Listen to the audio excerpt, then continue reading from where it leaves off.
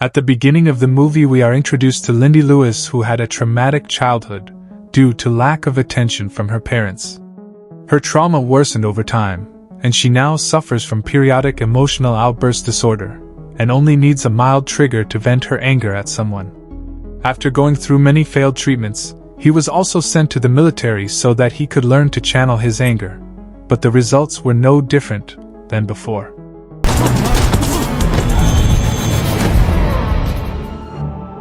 Finally, his psychiatrist, Dr. Munchkin, found a treatment and gave him an electric shock vest, which he used to control himself from fighting with others.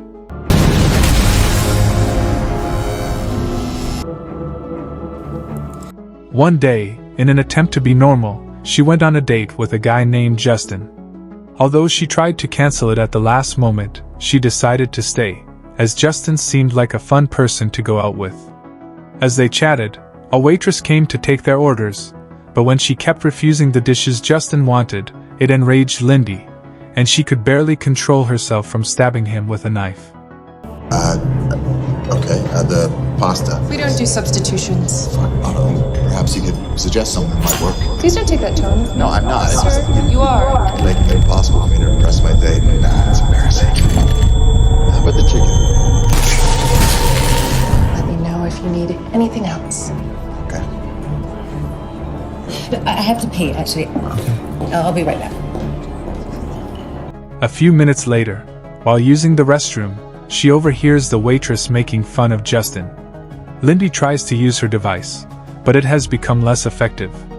So, Lindy loses control and beats her up, but then flees from the restaurant without informing him.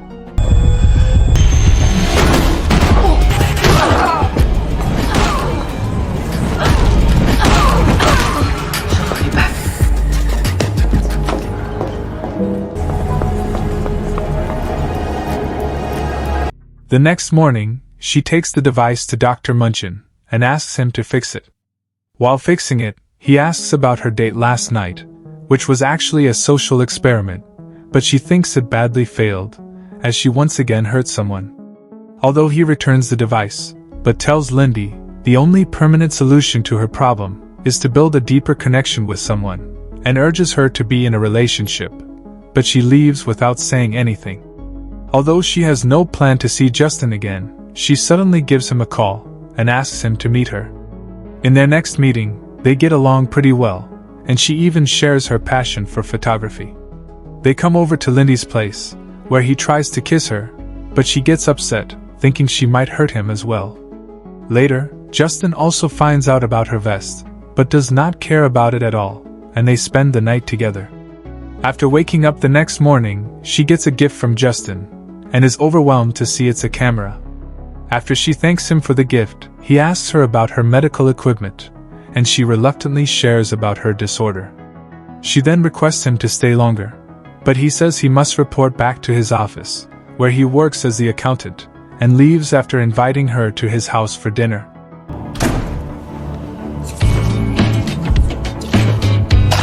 She is overjoyous about this unexpected experience of being closer to someone, and excitedly meets Dr. Munchkin to share her happiness with him. As she did not use her device at all last night, she thinks if this relationship works, she might not need it again. After visiting the doctor, she spends the day taking pictures with her new camera.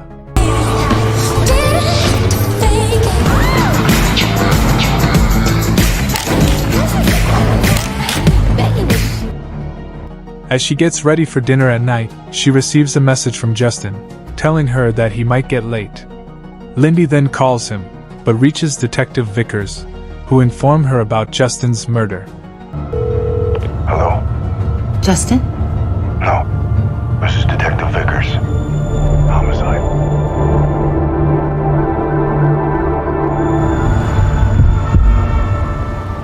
She rushes to the police station, where Vickers and Detective Niven tell her that his dead body was found in a dumpster. While talking to them, Lindy feels they are not taking much interest in the case, and leaves the office, while deciding to investigate on her own. She later attends his funeral, and grieves his death, while remembering the short time she spent with him.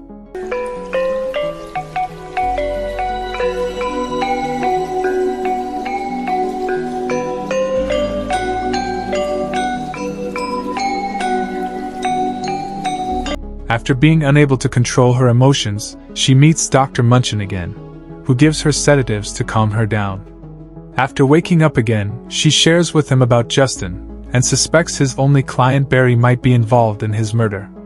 He tries to divert her mind, and asks her to let the police do their job, but she has made up her mind to take things into her own hands.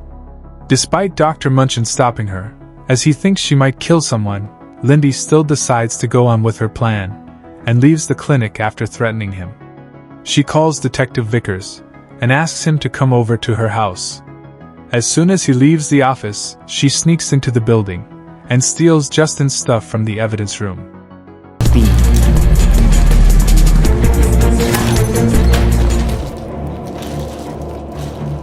From his wallet, she gets his address, and visits his apartment to find any clues. As she looks around the place, Vickers calls her and scolds her for breaking into his office. He also tells her that although his partner wants to arrest her, he wants to give her another chance, so he informs her that Nivens is coming over. After listening to him, Lindy quickly leaves the apartment, but comes across Nivens at the door, who calls her a murder suspect, and intends to take her to the police station. As Vickers is still on the phone, Lindy tells Nivens about it, and tosses it over to her, but then escapes after attacking her. Freeze! I'm gonna put your arms over your head. I'm gonna cuff you.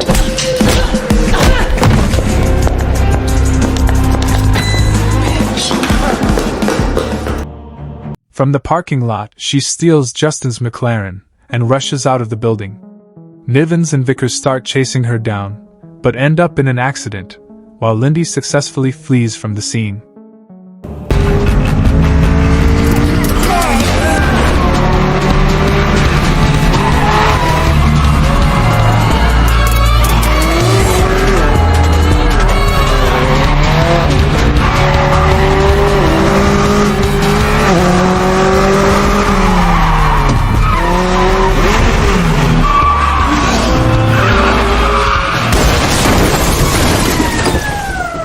The next morning, she visits a mobile store, and asks the manager to connect her to a hacker.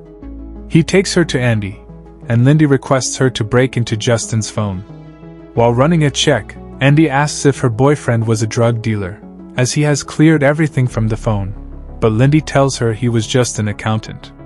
The phone only has the information about an arms dealer, Barry Krasparky, which Lindy thinks was Justin's only client, as he told her his name, but did not tell her anything about his profession. Deciding to go after Barry, Lindy thanks Andy for her wonderful job, and leaves after giving her a set of keys as payment. Barry Kaspersky. Whoa, FBI files show ties to arms dealers. Holy shit. That's the guy.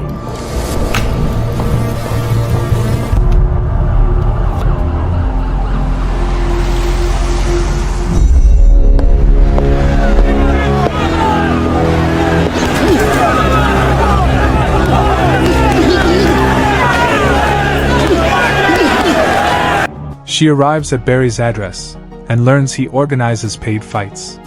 She directly questions him about Justin's murder, but he does not share anything with her. Seeing her determination, he challenges Lindy to fight his best 3 men in exchange for the information, and she agrees to do it. You, and you. But not 3 in a row, all at the same time.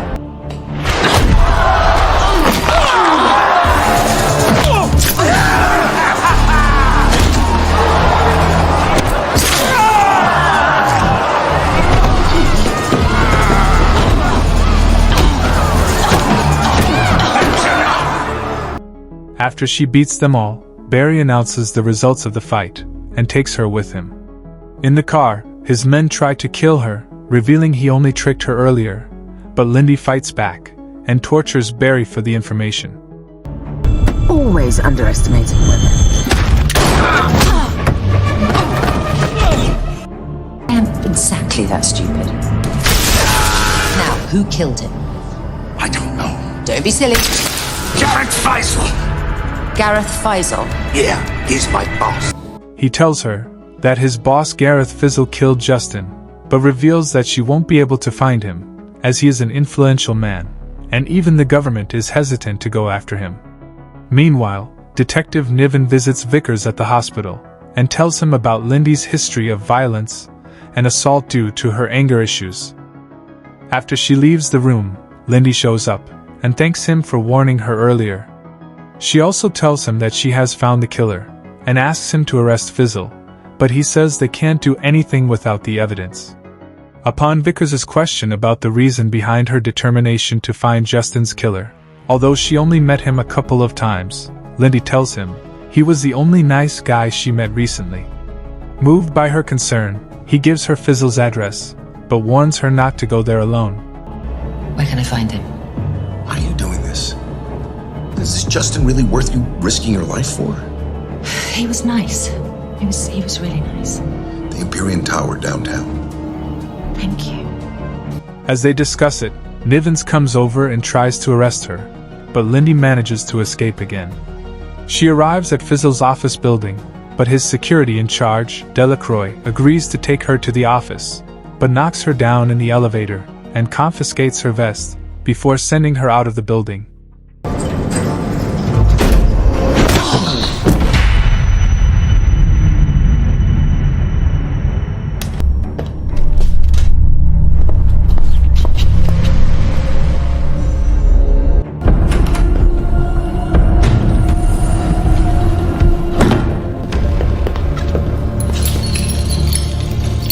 Apologies for the disturbance.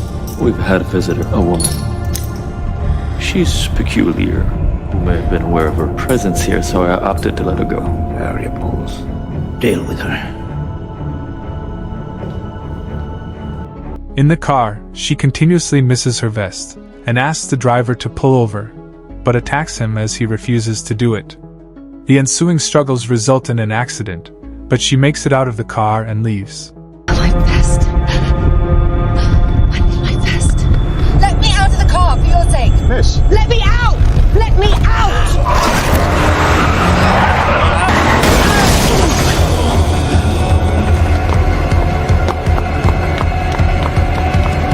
Later, she meets Dr. Munchin again, and after telling him about her adventure, requests him to build her another device.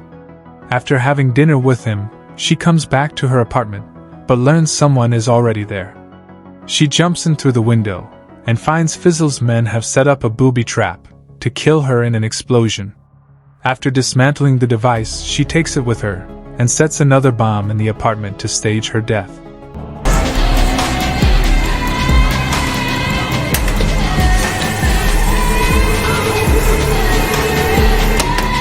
After coming out of the building, she meets Vickers, who wants to arrest her for her own safety, but gets distracted after her apartment explodes, which gives her enough time to disappear again.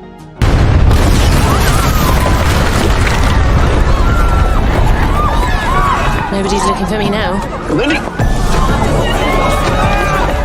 Vickers calls her and tries to keep her from going after Fizzle, while asking her to let them do their job, but she knows they won't arrest him, so she ignores his concern and goes anyway. She climbs up to the office building, but is caught by Delacroix again.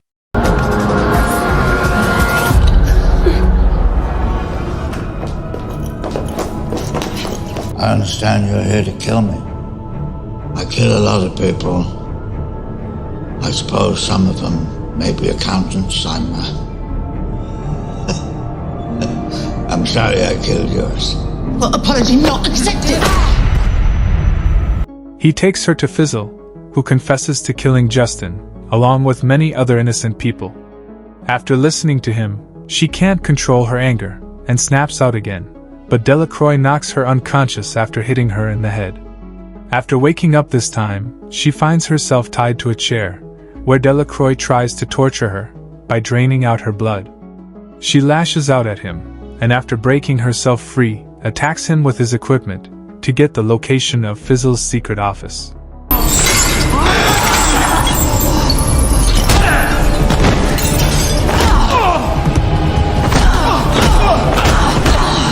have a few questions.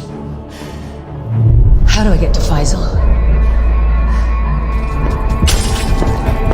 Hey! Where do you think you're going?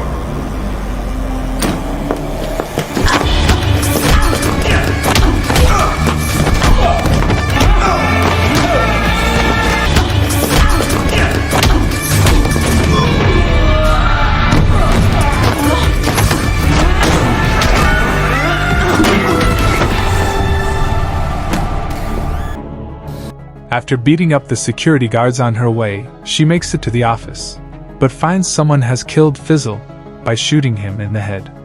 Before she can figure out anything, she is shocked to see Justin appearing from the corner of the room. He admires her for her job, but she cannot believe he is alive, as she attended his funeral herself. Seeing her disbelief, he reveals being a CIA agent, who used her to get to Fizzle, as they did not want themselves to get directly involved. Some bum off the street. I'm the only one keeping this old shitbag from killing innocent people. Faisal was an asset that became a liability. Everybody wanted him dead, but nobody could touch him. I'm gonna you. You could try. He also tells her that she was recommended by Dr. Munchin, who actually works for them, because they fund his research.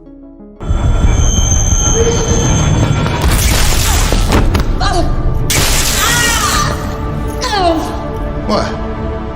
We had fun, right? I mean, you did all this for me? You must really be into me. He then tries to kill her with the electric shock, while telling her that they will present her death as suicide, but the device does not work on her anymore, as she has become resistant to it. She gets up again, and tosses her bag to him, before rushing out of the building. Justin cannot understand her move, but the explosive in her bag detonates and kills him.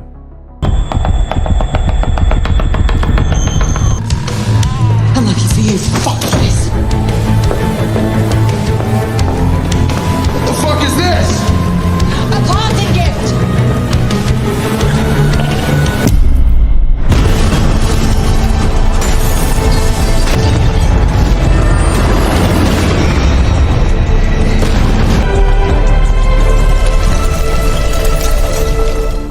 After making it out of the building, Lindy visits Dr. Munchin, and accuses him of using her for his own purpose.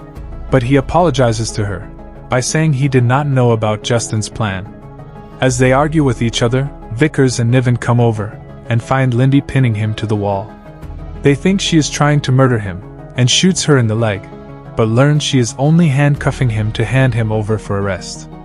After taking her to the hospital, Vickers admires her determination, while both of them help her cover her tracks. After returning her device, which they took from her in the ambulance, he asks her out, and Lindy agrees to think about it. After recovering from her injuries and getting discharged from the hospital, Lindy comes back to her burnt apartment, and collects her remaining stuff. She is soon visited by a strange woman, who is revealed to be Justin Sr. She offers Lindy a job at the agency, saying it will help her channel her rage, but she declines.